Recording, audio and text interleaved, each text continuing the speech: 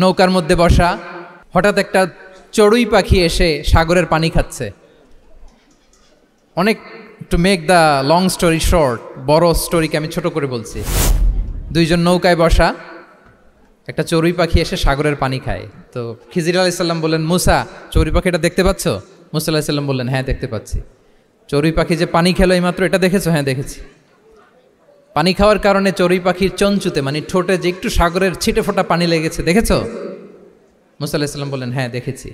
তো খিজির আলাইহিস সালাম বললেন, এই যে সাগর থেকে, মহাসাগর থেকে পানি খাওয়ার কারণে চড়ুই পাখির ঠোঁটে সামান্য সাগরের ছিটে ফোটা পানি যতটুকু ঠোঁটে লেগে আছে, এটা হচ্ছে তোমার, আমার আর মহাবিশ্বে আমরা যারা আছি সবার জ্ঞান। আর এই পড়ে থাকা মহাসাগরের পানি হচ্ছে আল্লাহর জ্ঞান। চড়ুই পাখির ঠোঁটে লাগা পানি তোমার, আমার আর পৃথিবীর সবার, আমাদের যে জ্ঞান আল্লাহ দিয়েছেন এটা। আর মহাসাগরের পানিগুলো কার জ্ঞান? ওয়ামা উতিতুম মিনাল ইলমি ইল্লা কালিলা। আল্লাহ বলেন একেবারে একেবারে ভেরি লিটল, যত সামান্য জ্ঞান দিয়ে আমি তোমাদেরকে দুনিয়ায় পাঠিয়েছি। এজন্য আমি সব জানি, এটা আজকে থেকে আমরা আর বলবো? আমার শিক্ষার্থী বন্ধুরা নয়েজ করো, বলো আমরা বলবো।